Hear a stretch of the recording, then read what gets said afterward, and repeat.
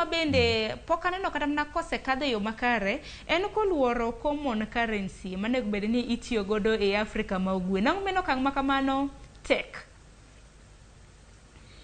Yeah, the problem is these things are on the table for unnecessary too long. They are not helping the wananchi. Because if in the second era we had started talking about common currencies, and I think it was taken over by the governors of governors of central banks of partner states to be able to discuss that issue.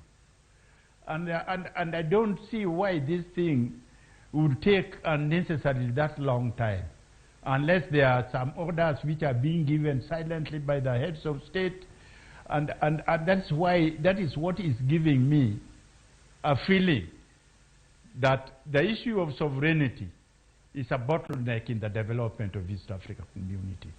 Because if you are talking about trade, trade is about currency. You are not able to develop currency so that the people doing trade can have easy way of easy way of transacting in those currencies, then I don't understand what you are doing about trade. I think because even up to now, if there is an issue in Uganda, Uganda is still being considered